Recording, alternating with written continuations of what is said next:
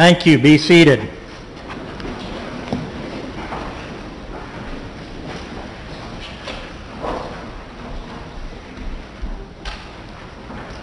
Mr. Falk, you may now give your closing argument. May it please the court, counsel, Brett, ladies and gentlemen of the jury. This is going to be the last chance that I get to talk to you about this case, and you may all be breathing a sigh of relief saying, thank goodness, but I think that it's critical that you take a look at what the law is the judge gave you and the evidence in this case. I agree with one thing Ms. Hanley said early on in this case during voir dire. The equation's simple. The law plus the proven facts should equal your verdict. Okay? Let's talk about the law to start with. Okay? First of all, as we beat to death during voir dire, we start with the presumption of innocence and the burden of proof being on the government to establish beyond a reasonable doubt that the crimes alleged occurred in the manner that they claim they did. Okay? How do you know that? The judge wrote it out for you in instruction number 5. You're going to have instruction number 5 back there in the jury room with you. You'll be able to read them all. Okay? You get to use your common sense in this case in determining the weight and credit to give someone's testimony. The elements are the things that the government must prove to your satisfaction, again, beyond a reasonable doubt. They have to prove that Brett Seacat intentionally killed Vashti Seacat. They have to prove that it was done with premeditation, that it was something that was planned out, and that it occurred on the 30th day of April 2011 in Kingman County, Kansas. The second offense charged is the aggravated arson, and that's that a dwelling was damaged by means of fire without the consent of Vashti Seacat, that at the time Brandon and Bronson were in the dwelling, and that the fire created a substantial risk of bodily harm. Again, that it occurred on the 30th day of April 2011 here in Kingman. The next two charges are identical. The first one, instruction number 9, deals with Brendan, instruction number 10 with Bronson, but they're essentially the same. And what that requires the government to do is to prove that Brett Seacat placed his children in a situation in which their life, body, or health was endangered. Okay. Now, one of the other important things that the judge has told you repeatedly in this case is that what the attorneys say is not evidence. You heard the evidence. You get to use your collective memories. The judge has also told you that you can use your notes. If there's some dispute between you as to what was said in the courtroom, that's why we have somebody taking down a record so that it can be read back if there's any question about it.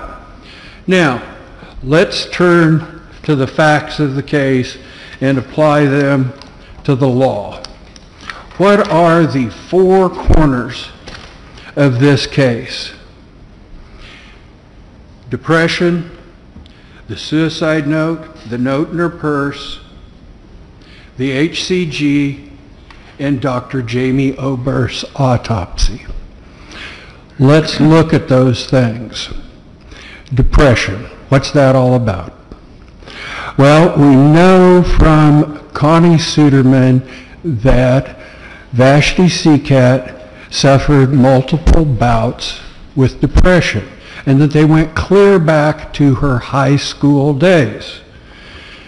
We also know that HCG, which she was taking, causes depression. How do we know that? Well, we know that because we had Dr. Jamie Oberst on the witness stand.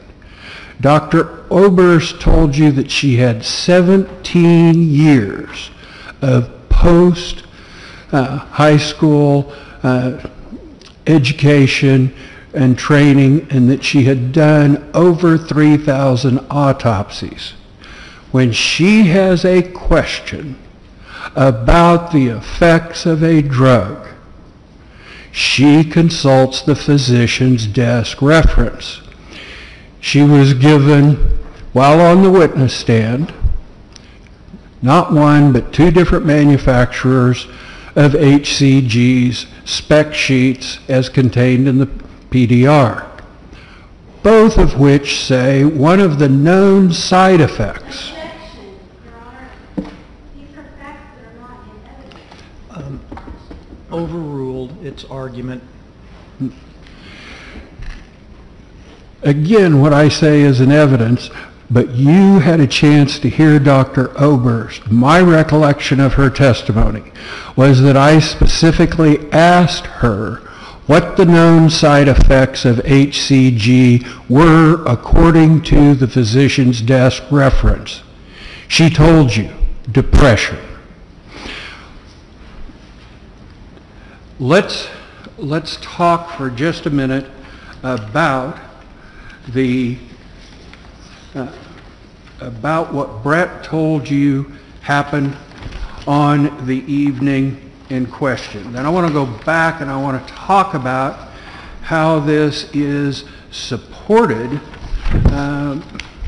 by the evidence. Hey, first of all, Brett told you he was downstairs asleep on the couch. What do we know from the pictures? Well, there's a red blanket on the floor in front of the couch. There's a pair of boots sitting beside the couch. That would seem to indicate that at some point Mr. Seacat was on that couch. Brett tells you that he got a call from Vashti. That call occurred at 3:51. Okay. How do we know it occurred then? Because that's when the send button was pushed and Verizon started billing for that call.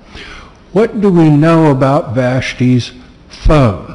We know that Vashti's phone had a lock on it, a 4-digit lock, and that code had to be entered in order to unlock that phone.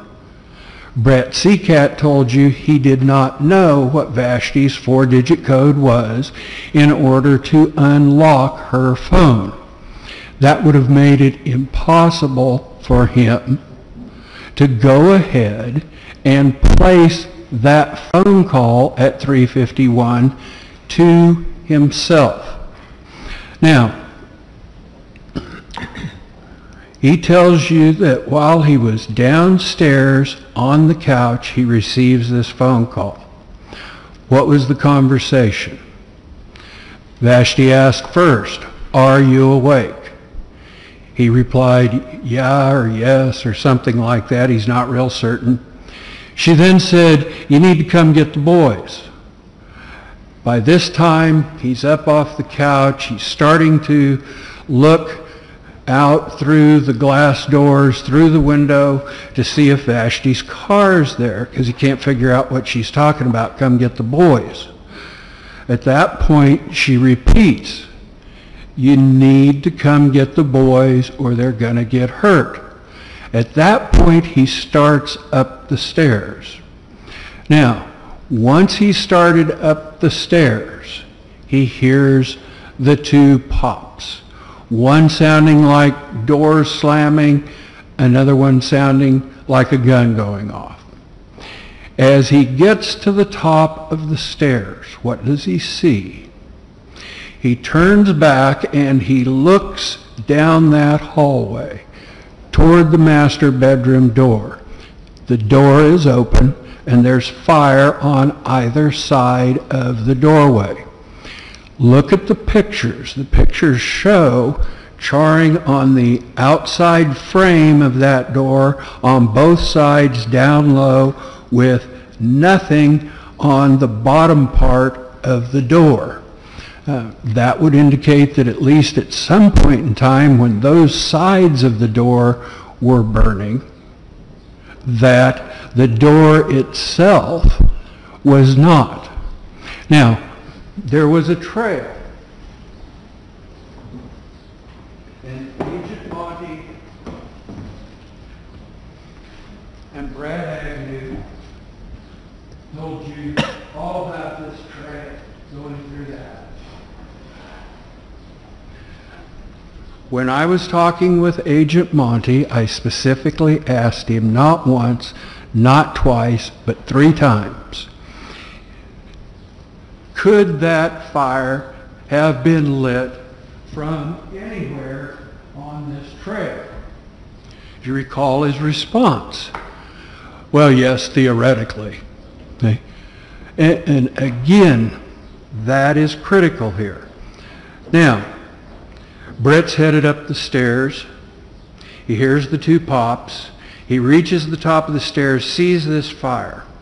The door was actually closed as he hit it and opened it up. He saw Vashti on the bed with fire in the bedroom.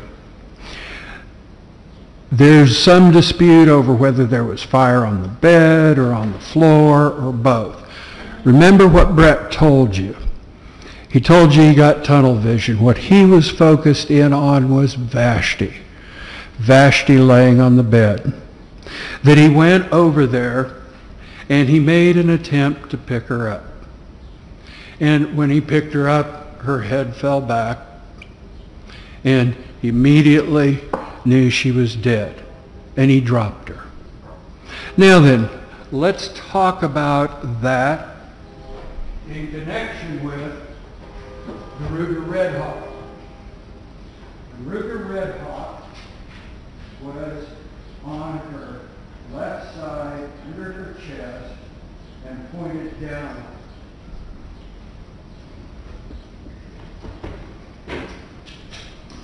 How did he get there?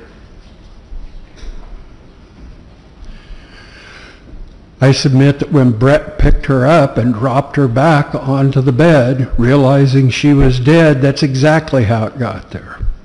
And that she ended up on top of the gun. Now, I further submit to you that once he dropped her, he realizes, the house is on fire, the boys are in the bedroom, I need to go get them. He goes and gets the boys, and he scoops them up, takes them off down the stairs and out to the car. Puts both boys in the car. While he's headed to the car, he realizes the 2 indoor dogs are following along, and he grabs them and throws them in the car. What's he do next? He heads back into the house. On his second trip up those stairs that night after Vashti called him, he gets to the top of the stairs, and when he hits the top of that landing, he says the smoke is down to about shoulder level. And he realizes he's not going to make it to the bedroom without something to protect his breathing. He runs downstairs, wets the dish towel, and heads back up the stairs. By that time, the smoke has grown to the point that he can't make it. He heads outside. Once he gets before going inside the first time, to head upstairs to try to retrieve Vashti, he realizes he still has his cell phone in his right hand and that he's never hung up from the call with Vashti. He immediately calls 911 at that point. We know that call went in at 3:54, 3 minutes after Vashti's phone call to him. The next thing, while he's in the house, you can hear his statements to 911. They were recorded, they were introduced into evidence. So you know exactly what he said to 911. He's telling them that his wife has shot herself and that the house is on fire and they need to get somebody there right away. He's trying to get her out. Now then, once he determines that he cannot get to her, the next thing that he does is head back outside to where the boys are. Once he gets outside, he hangs up on 911 and calls his parents. Why does he call his parents? To come get the boys. Okay? About the same time he hangs up the phone from his parents, he hears Sergeant Travis Sowers. Sergeant Sowers first yells, "Police." Second time, he yells, "Brett." Brett responds, tells him, "Back here."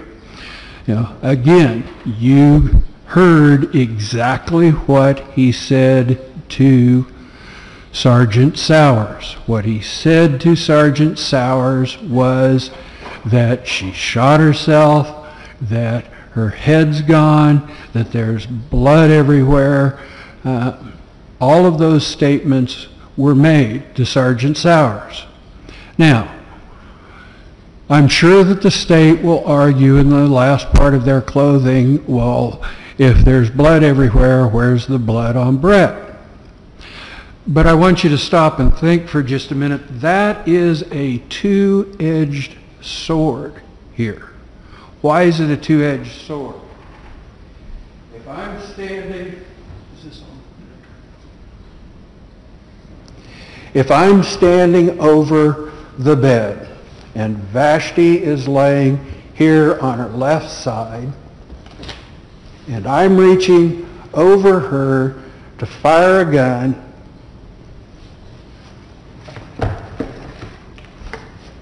where's the blood splatter going to be? It's going to be all over the person who's standing there, over the body, pulling that trigger. You saw the entrance wound, you saw the exit wound. No blood on Brett Seacat. Now, the state wants to talk a lot about these BDUs. Where was the first place they sent these for an analysis? Where was that? They sent it to the biology lab to do biological testing to see if there was blood on them. Again, if I'm standing here shooting a gun down, these pants are at bed level and I'm firing a .44 caliber Magnum. Why isn't there any blood on the BDUs? They want to talk about the testing of the BDUs, but they don't want to talk about the biological testing. The biological testing shows my client did not pull that trigger. The biological testing shows that there is no blood on those pants. Now, the state says, oh, well, that proves that Brett killed her. You know, he doesn't have any blood on him. He couldn't have tried to pick her up, as he said, and not gotten blood on him. How did he describe that he tried to pick her up? That he reached over and grabbed her by the shoulder, and that he scooped in under her, below her arms, and brought her up. As he did so, she was limp and her head fell back. Immediately realized she was dead and let go of her.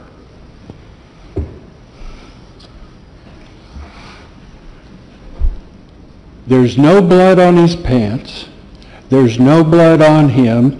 The reason there is because the only thing he saw, and he told you about it, was the blood running from out of her mouth and also a pool of blood beside her on the bed. What's that consistent with? That pool of blood there on the side of the bed, off the pillow. The shot that went through and through. Take a look at that. Now the picture that they showed you that has the really sharp downward angle to it, you'll notice that one shoulder is laying down and the other one is rolled up when they stick that rod through there. It's not with her laying flat. If you read the autopsy report in this case, what does the autopsy report tell you? That there's only about 1/4 of an inch difference between the height of the entrance wound and the exit wound. Okay? That picture distorts what actually happened. And if you look at it and take that and assume that she is laying flat, then there isn't the sharp downward trajectory that the state is arguing happened. But even if it is that, it doesn't show Brett Seacat shot her that night. Now, let's turn to Dr. Jamie Oberst for just a minute while we're talking about who fired that shot. Dr. Jamie Oberst, 17 years post-high school, 3,000 autopsies under her belt.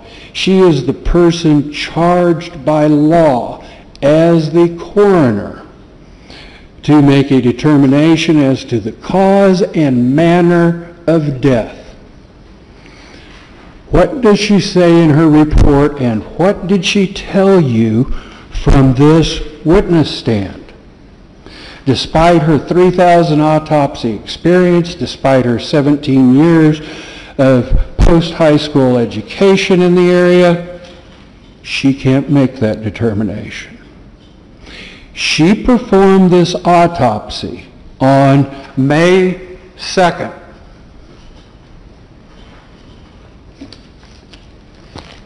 You have her autopsy report introduced into evidence as an exhibit in this case. Look on it and see the date it was signed. When did she submit this? It was submitted on the 27th of October 2011. 5 months, 25 days after she performed the autopsy. All of her findings from the autopsy were done then. What was she doing during the 5 months? We know. I asked her on the witness stand. She was reviewing all of the police reports in this case, the crime scene photos, things of that nature, trying to see if she could make a call. Was this a suicide or was it a homicide? Someone with over 3,000 autopsies under their belt, 17 years of post-high school education, sat here and told you that based upon all of her experience, her training, her review of the police reports and everything else, I can't tell if this was a suicide or a homicide. Let's see. Reasonable doubt. That's what we started off talking about, isn't it? Now, if the person who is charged by law with making the determination of whether or not this was a suicide or homicide gets up here on the witness stand in front of the 13 of you and tells you, I can't tell from this evidence. I can't tell from my review of the police report. I can't tell from reviewing all of the evidence available to me as of October 27th, what happened in this case? Suicide, homicide, I don't know.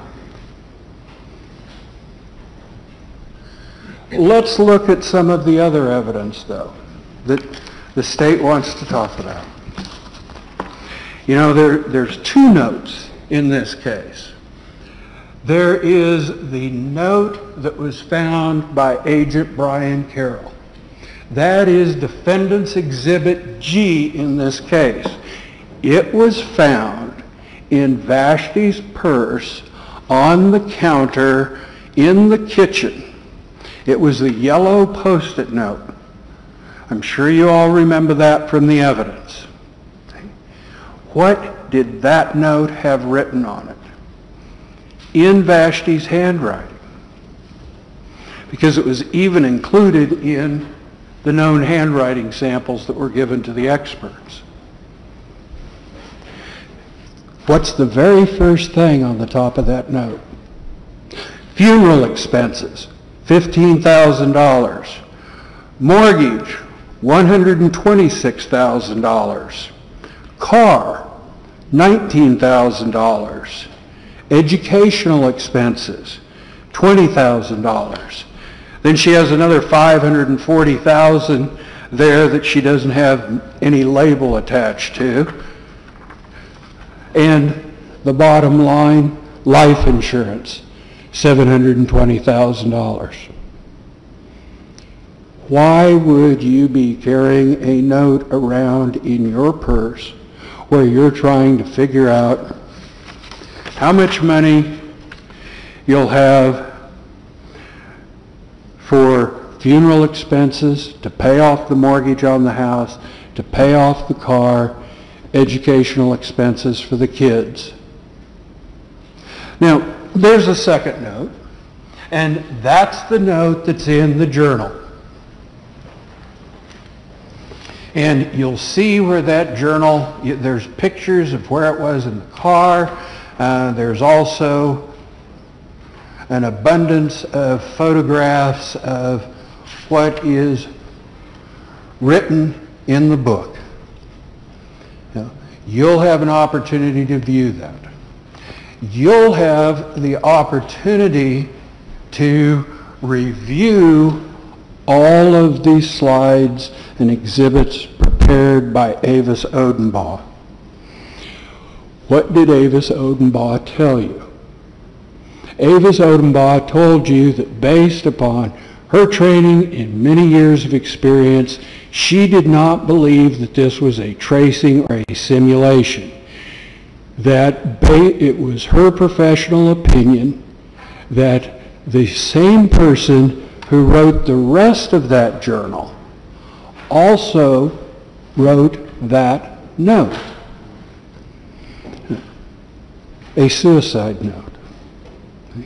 So now the state wants to say, well, Mr. McPhail, who is peer-reviewed and tested twice a year, he knows far better than Avis Odenbaugh.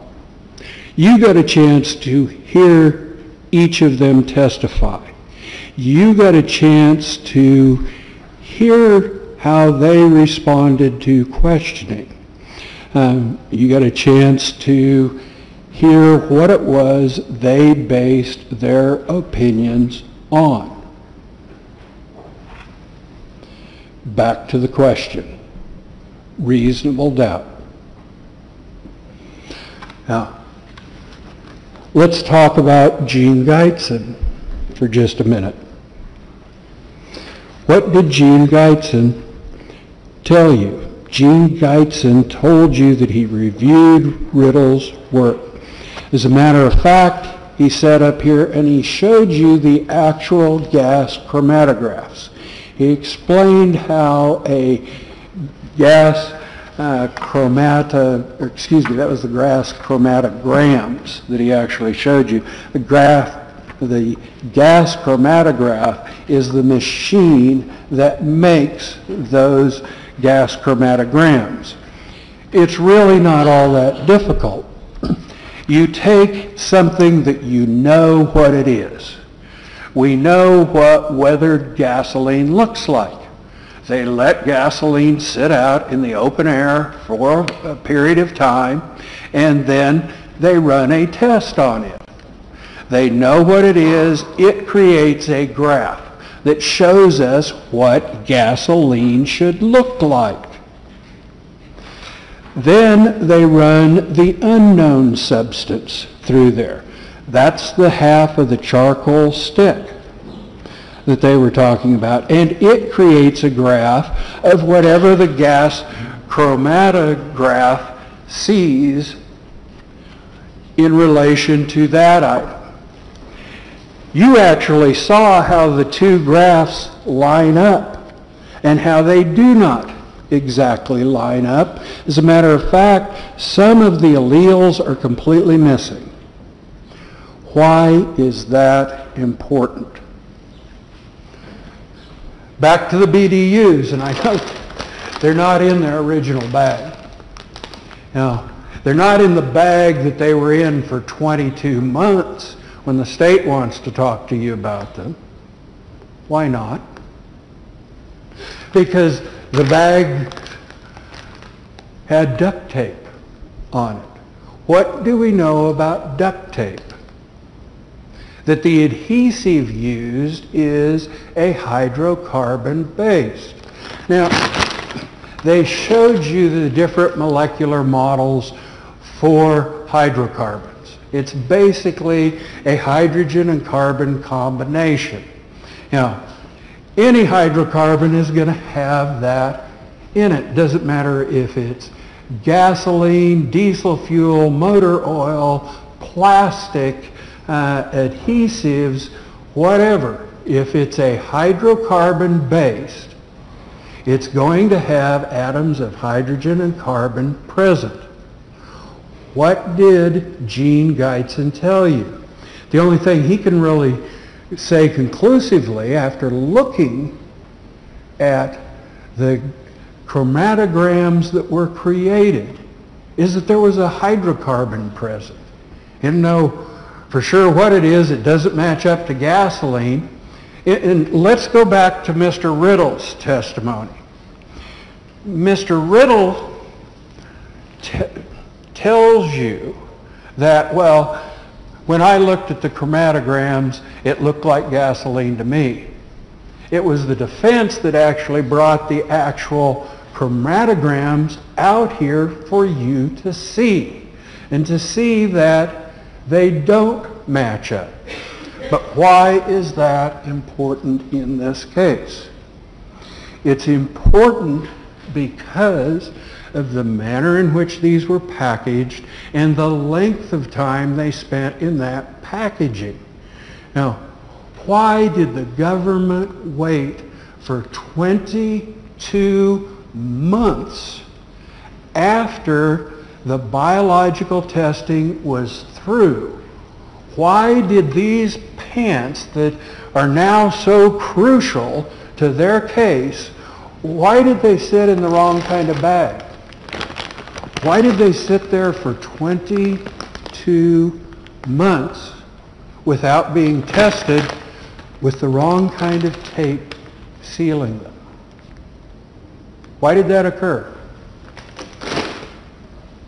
I don't have an answer, and I don't think they will either. Now, the bottom line is that there was no quantification test done by Mr. Riddle. What's a quantification test? That's real simple. Quantification is where they figure out how much is present. Remember my questioning of him on cross-examination. Did you do any quantification testing? Answer, no. So it could have been as little as a drop on the BDUs? Yes.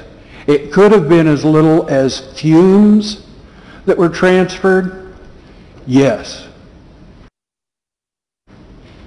Now, we don't know how much of a hydrocarbon was present on the, present on the BTUs.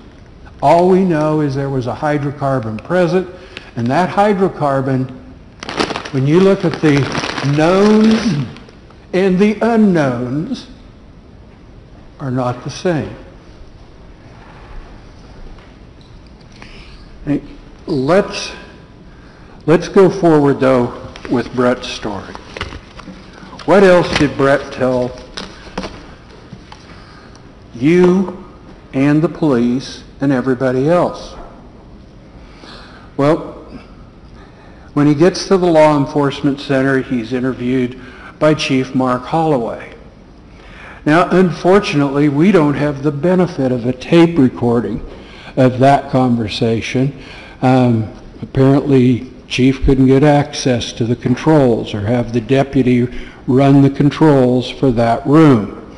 And apparently, even though his officers have tape recorders, and we know they do because Sergeant Sowers recorded everything that he did on the 30th. He recorded his trip into Wichita, he recorded his trip back, he recorded the briefing he went to, he recorded what happened out at the scene. Every time anything that he thought was of any importance on the scene came about, he turned his recorder on.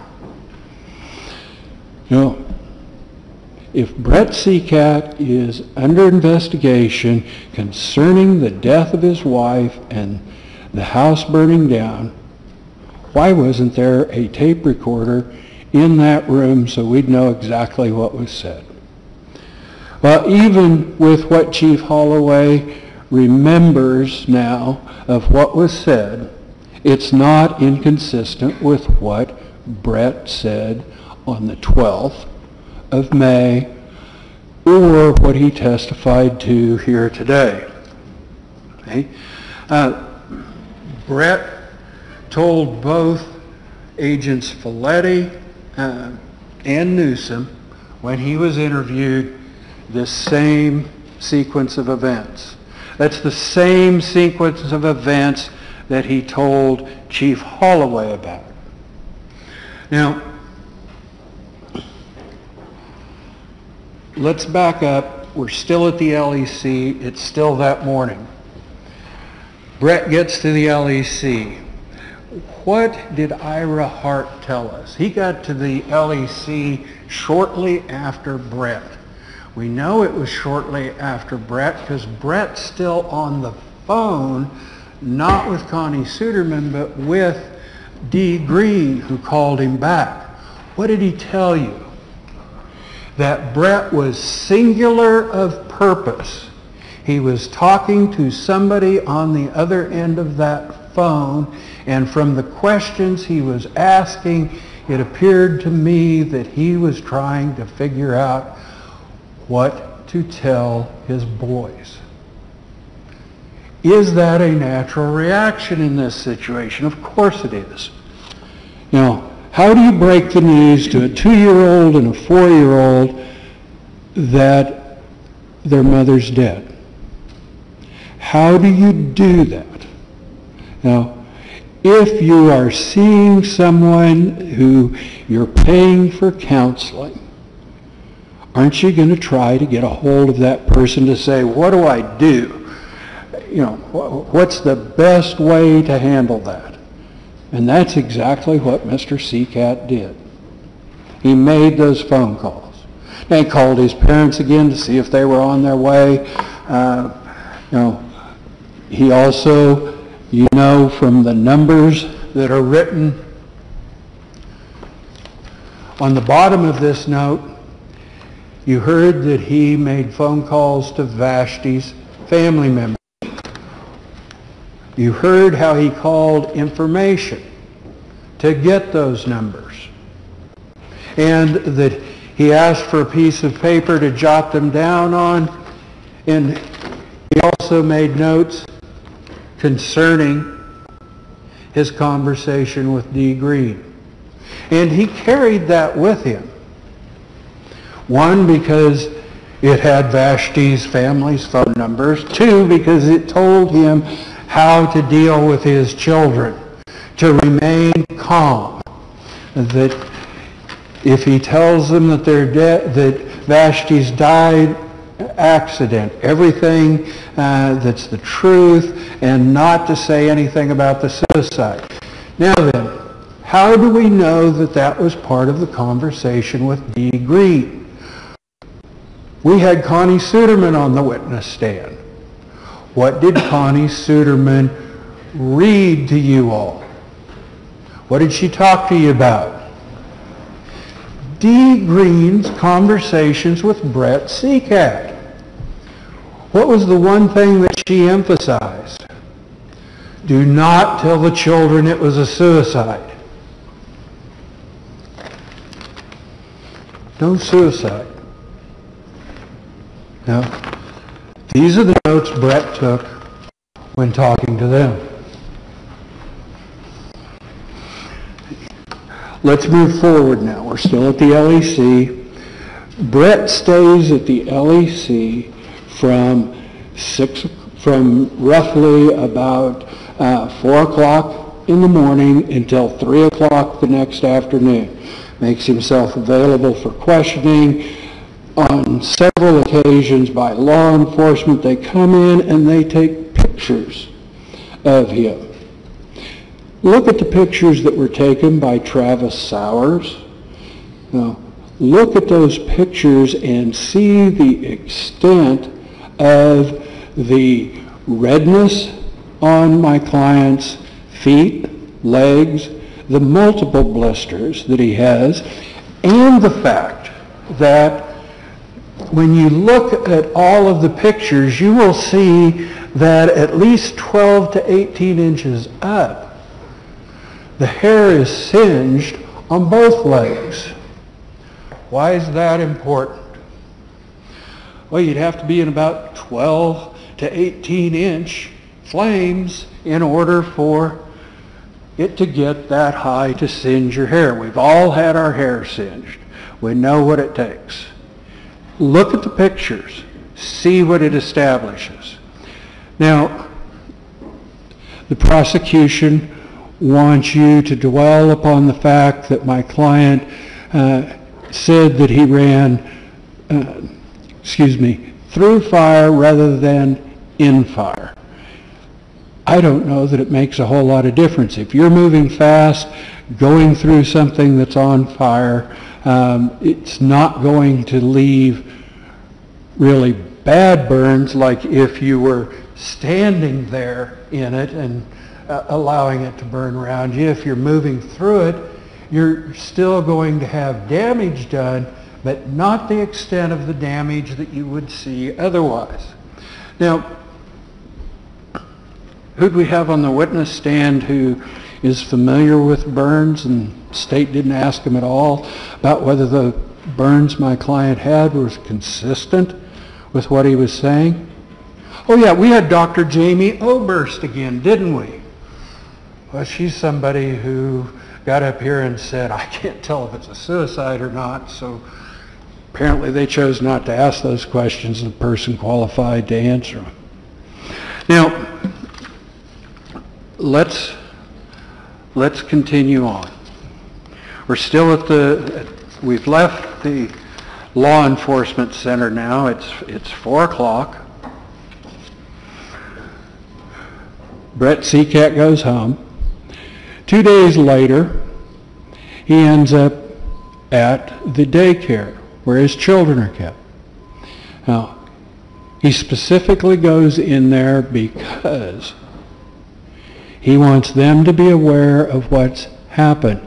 They're going to have these 2 boys in their classes that week, and they're going to need to know how to deal with this. Now, and yes, Brett goes in and talks to him. Does he say that the pool table's in the basement? I don't know if he says that or not.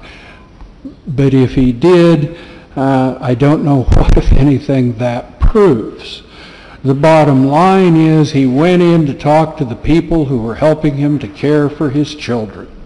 He also told them that because this was a suicide, He didn't believe that there would be any life insurance. He didn't believe that he was going to be able to keep the boys in their program. So, let's talk about some of the other things that are critical to this case. I told you that we knew that Vashti had had bouts of depression going clear back to high school based upon what Connie Suderman had told us. We also know that from what Brett told you when he was on the witness stand. Consistent. We also know that Connie Suderman told you that her Axis 1 diagnosis was 296.3. Why is that significant, and why would I ask, or why would Mr. Wachtel, who was examining her, ask that question? Well, if you will remember, we had her identify this book. It's a learned treatise. Okay? That's an exception to the hearsay rule. 296.3, we talked about how different diagnoses are assigned specific numbers. We showed her in the book and asked her, 296.3, what is that? That is a major depressive disorder, as opposed to a major depressive episode. But I don't want to get caught up in the semantics of that. What's the only difference between the two? In order to be a major depressive disorder, it has to have happened, you have to have had more than one major depressive episode. That's it. That's the only difference in the two. What did Connie Suderman tell us? Oh, she's had bouts with depression going clear back to high school. Sounds like major depressive disorder to me, regardless of the label that she wants to put on it. She said major depressive episode recurrent. Well, if it's something that's reoccurring, then it's depression. Okay. Let's talk about the statement that my client gave on May 12th. Let's move forward to that. Was there anything in that that was inconsistent with what the chief told us, what Chief Mark Holloway told us my client said? No. It fleshed out more details because they kept him there talking for over 7 hours, continually asking questions. Now, they told him at the beginning of this, they read him Miranda. They told him, you have the right to remain silent. You don't have to talk to us if you don't want to. They told him that he had the right to have an attorney present. If he couldn't afford one, they'd appoint one for him. They also told him that if at any time he wanted to stop answering questions, he could. Chose not to do that. He sat there throughout the interview until they said they were done with him and answered every question put to him, just as he answered every question put to him up here. Now, the state wants you to find that Vashti wasn't depressed, okay? Because the people at work say, oh, she was happy, was ready to get on with her life. Well, I don't know that she necessarily knew what she wanted. And here's why I say that. What's the only written documentation that we have of conversations with friends there? The IMs that were introduced into evidence. You'll remember they were plastered up there on that TV screen. What was her conversation with Sari Tobin on April 19th? Vashti, last night I told Brett I filed. I'm sorry, I I got old age. Sari, what did he say? You aren't going through with it though, right? Vashti's response, he was floored, angry, sad. I'm not doing it. He also said he wouldn't pick up the papers and he wouldn't agree to a divorce. Sari's response to that. So does that mean no divorce ever? Vashti's response. So it would take a long time and a lot of money to get the divorce granted without him agreeing. Sari, how do you feel about that? Vashti, it can happen, just takes longer, more paperwork. I don't know. We talked for several hours yesterday. Then when did Brat tell you that Vashti told him she'd filed for divorce on the 18th? Backed up by Sari Tobin. Hey, let's see. We talked for several hours yesterday. Sari then asks her, do you feel like change is possible? She says, we are both going to try, but I'm not pulling the paperwork just in case. Does this sound like a woman who is firmly decided that she's going forward with a divorce? It goes on. Sari asks, how long are you going to give it?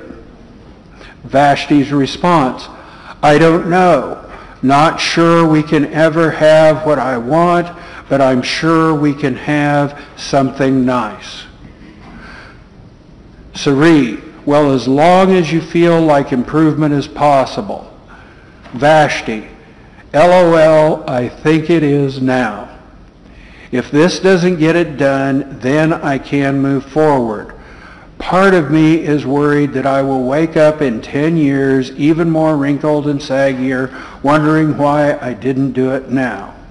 Sari, LOL, it's definitely a risk, but you have to do it when you're ready. Vashti's response, I feel like I need to give us this chance. He really seems ready to change. Sari, good. Maybe that was what he needed. Vashti, I hope so. This is her conversation with one of her friends the day after she tells Brett that she's filed for divorce 11 days prior to her death. Sound like a woman who's made up her mind? Okay, on April 28th, the day before the Friday that led up to Vashti's death. Vashti, this is to Sari, so do you have any details on a collaborative divorce? He wants to give it more time, another chance, but said if I can't, he would like to go collaborative. He hates my lawyer and the terms. Sari's response, I've been happy with collaborative. It's very different from the usual divorce process. Puts the kids at the forefront and tries to keep it amicable. Vashti, so what happens if he becomes unreasonable in the process? Sari's answer, there's also always the option to go the traditional route if you can't come to an agreement. So there is an out. Your collaborative lawyer has to withdraw from the process at that point, though, because they don't do traditional divorces. Did you tell him that's what we're doing? Vashti, I did toward the end. Last night was tough. My eyes burned today. Sari, the first night after is always rough. Vashti, he told me He will be waiting for me no matter how long it takes and will take me back when I'm ready. What did you say? Sari says, what do you say? Vashti, I didn't say anything, just let him talk. Sari, was he really upset when he got the papers? Answer from Vashti, well, it's a long story. I was with him.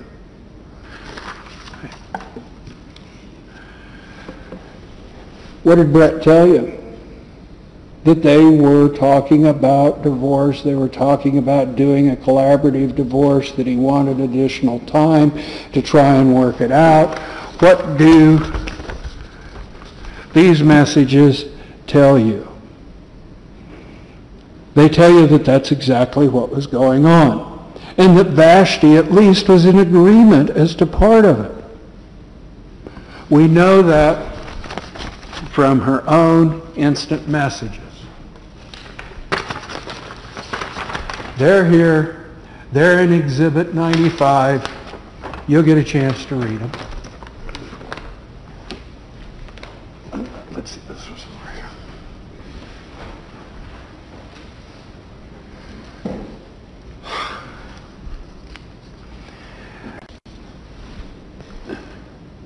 We need to talk about the collection of evidence a little bit in this case. We know that there was a great deal of evidence collected at the scene.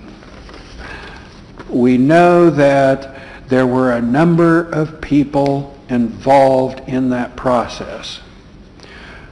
What we don't know for the first 17 hours is who was there and what they did. Why don't we know?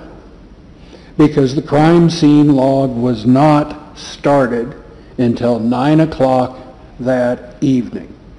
Now, that's just like putting the BDUs in the wrong kind of bag. Now, why is that? Because it wasn't done properly to protect the integrity of the investigation. What did Agent Monty tell you happened when you put BDUs in a paper sack? It allowed both evidence to enter and to leave. What did Gene Geitzen told you happens when you improperly package something with a petroleum-based product and then try and test it later on for arson evidence? That it's worthless. There was no crime scene log kept, in this case, for 17 hours. Now,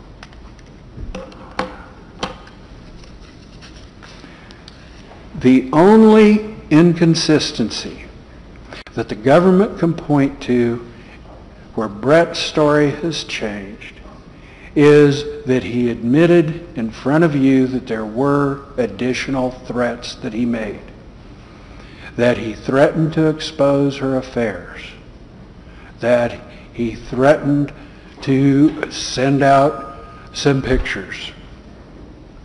Why is that important?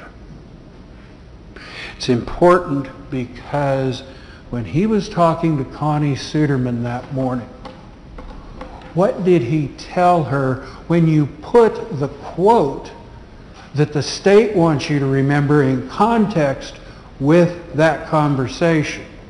Connie Suderman told you that what Brett Seacat said was, I killed her, it's my fault, she shot herself, I pushed her into it. Now, that's what he told Connie Suderman. That's what he was feeling guilty about. That's part of the reason he wanted to talk to the therapist. It's also why he wanted to know how to tell his kids about this.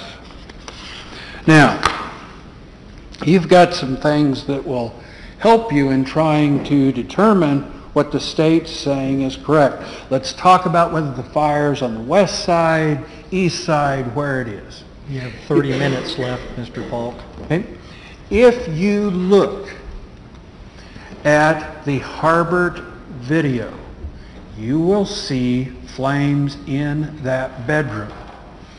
I don't know if those flames got put out for a lack of air. Remember what Agent Motti said? Sometimes if a door is shut, a room will be oxygen starved and the flame will die out there.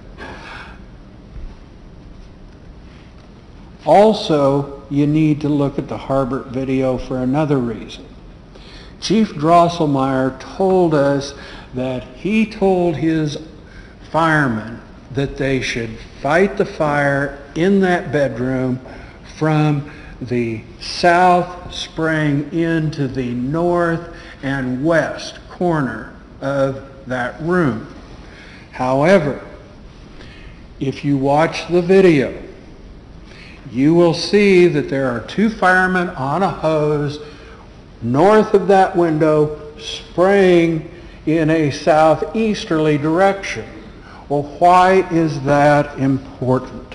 It's important because when you look at this diagram, okay, that we have right here, okay, if you're spraying in this window in a southeasterly direction, you're going right across the bed.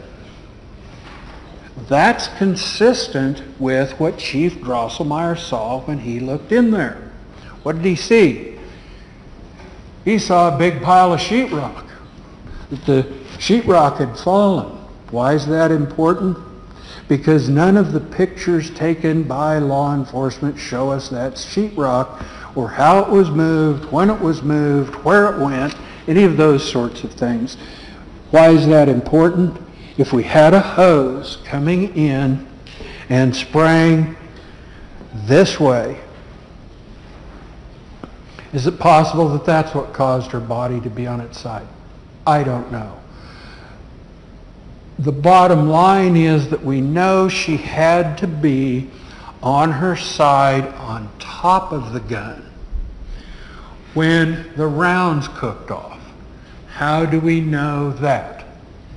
We know that from Dr. Jamie Oberst's autopsy and from Zach Carr's testimony. We know that one round hit the frame of the gun, and that would have been the round in the 6 o'clock position. Any of you that are familiar with revolvers know what I'm talking about when it hits the frame of the gun. It would cause that shell to shatter. What do we have in the chest cavity? We have a whole bunch of small shrapnel pieces. Remember Dr. Jamie Oberst's testimony? Extremely small fragments in the chest. Then we have the 2 shots into the left thigh right here. Now, if the gun's laying underneath, the 2 rounds cook off and they don't hit a frame, where are they going to go? Into her thigh. Okay? That's 3 of the 4 rounds that cooked off. The 4th round apparently didn't hit her. Now, or at least there's no, there weren't any wounds consistent with when that 4th round cooked off. The bottom line here, again, and I overuse that term, I apologize, it's like okay. I have a tendency to say that way too much too. But when you're looking at this, the question you have to keep asking yourself is this consistent with suicide? Is it consistent with homicide? Is it consistent with both of those things? I submit that when you look at the evidence in this case and you watch the Harbert video and see the extent of the fire, and you'll have it back there with you, it's on DVD, or sending a blank computer back with you, you'll be able to watch those videos and listen to the statements to your heart's content. I ask that when you listen to those, you keep in mind Brett Seacat didn't change his story, other than to talk about the additional threats that he made. That's the only change. What he did remained the same throughout: his statements to Travis Sowers, his statements to the chief, and his statements to both Folletti and Newsom on May 12th. Now then,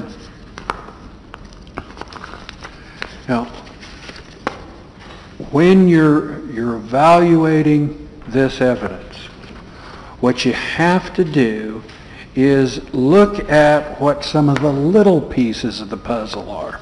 You remember when we talked in the opening statement, I talked to you about how this big jigsaw puzzle, we got to put all the pieces together. Got to see how they fit. What did Mr. Morton have to say? I believe his name was Morton, the neighbor. Or excuse me, I got that wrong, Mr. Weldon. Okay? Mr. Weldon said, known Brett and Vashti, there was a party planned for their house on April 30th. I don't know how they were going to have this block party at their house on April 30th and Vashti was going to be out dancing, but in any event, that's what he testified to.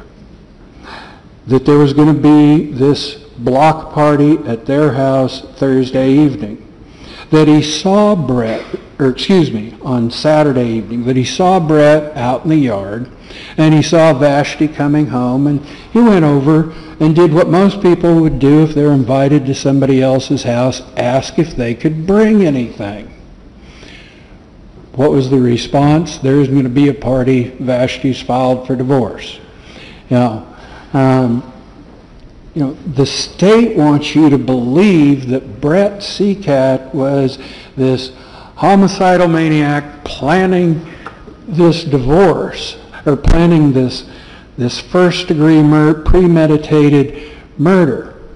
Yet he and his wife had seriously discussed divorce in 2007. She's still alive. If divorce is his motive,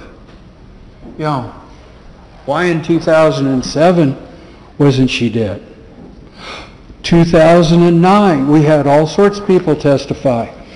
They talked about divorce in 2009. We know they even separated for 6 weeks during that time period. Vashti's still alive. Why would the 2011 discussions regarding divorce be any different than the 2007 or the 2009 conversations? Now, let's talk also about, excuse me, try.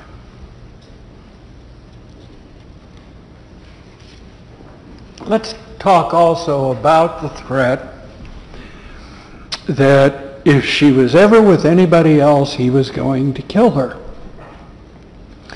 Well, Brett, in talking to the authorities, and you'll hear it on the tape, tells them that he was aware of 2 earlier affairs that she had during the course of the marriage.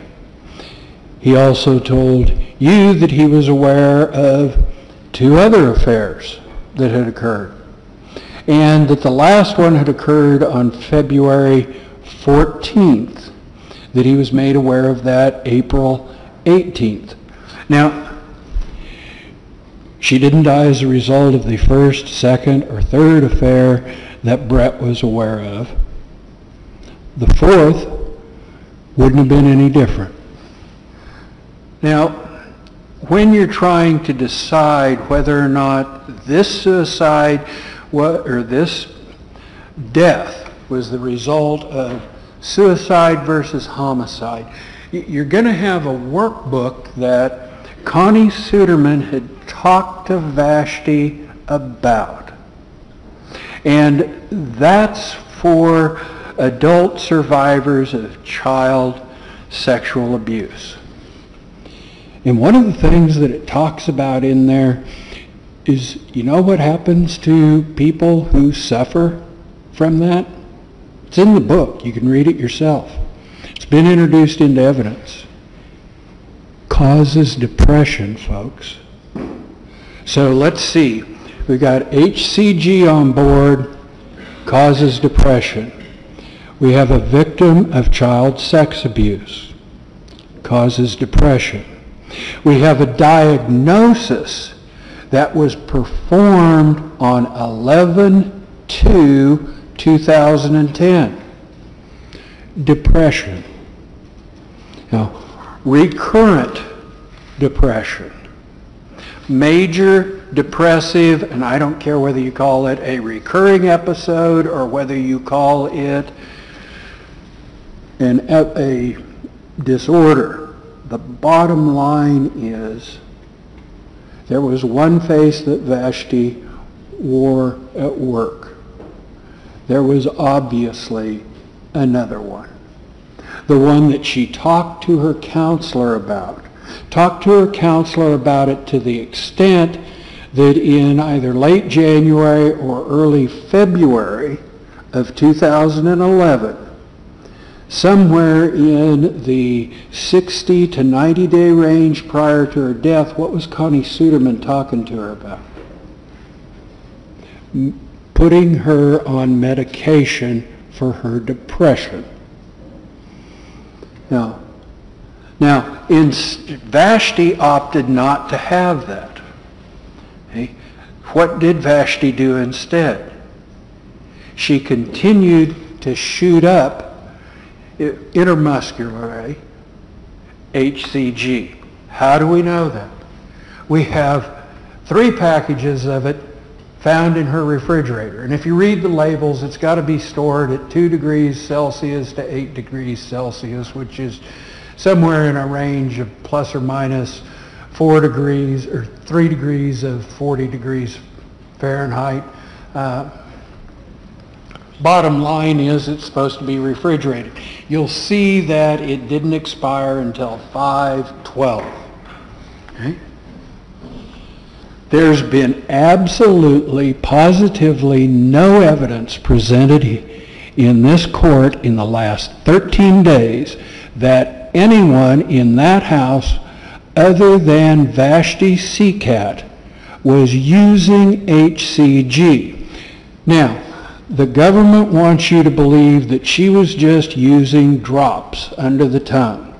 And in order to help establish that, they say, look at the item that was found in the trash upstairs. As a matter of fact, they put somebody on the witness, or in cross-examining Miss Morton, who we put on the witness stand, she said, oh, that really doesn't even contain HCG. Well, you know, the nice part about it is the ingredients are listed on that very document, and the very first document, or the very first ingredient on that document is HCG. I'm about to run out of time, so I want to try and loop this back around to where we started. The 4 corners of this case. Vashti's 2 notes. Okay?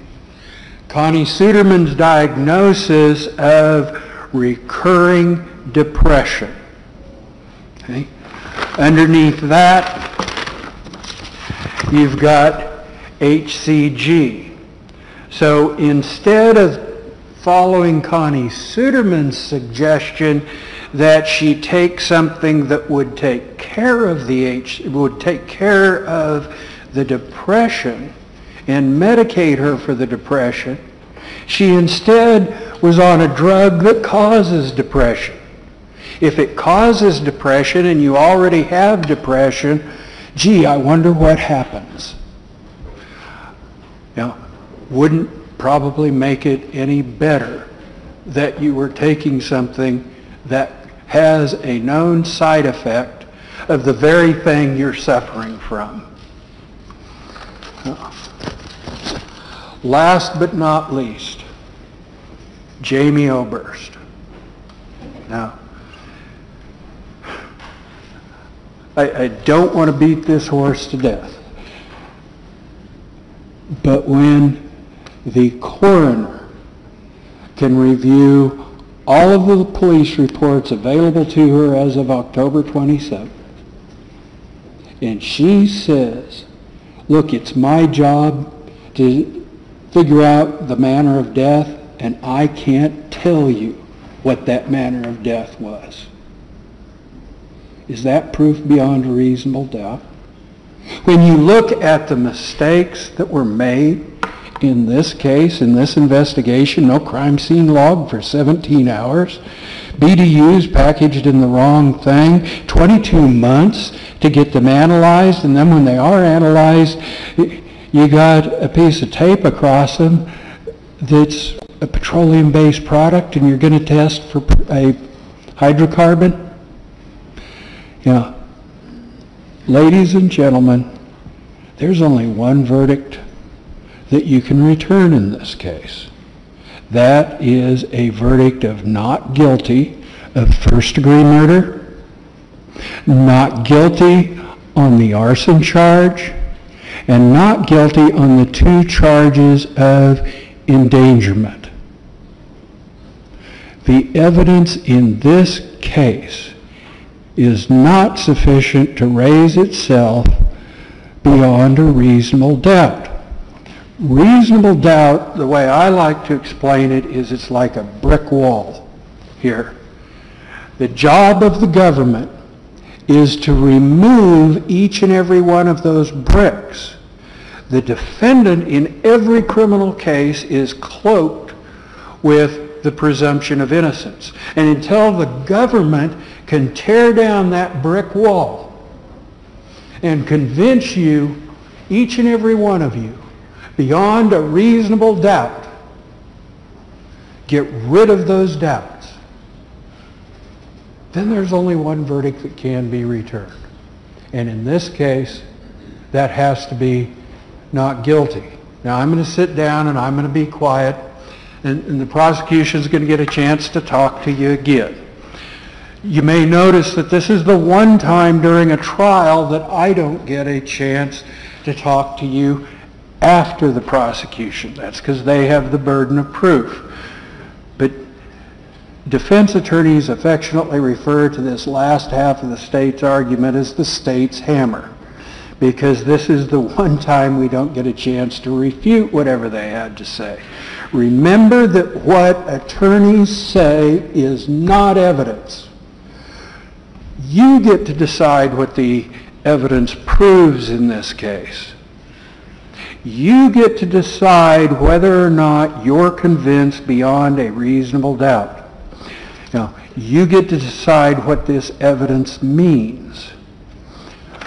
When you do that, when you're listening to this last part of the state's argument, just remember that they waited until now. If they talk about something new, they waited until I didn't have an opportunity to talk to you any further.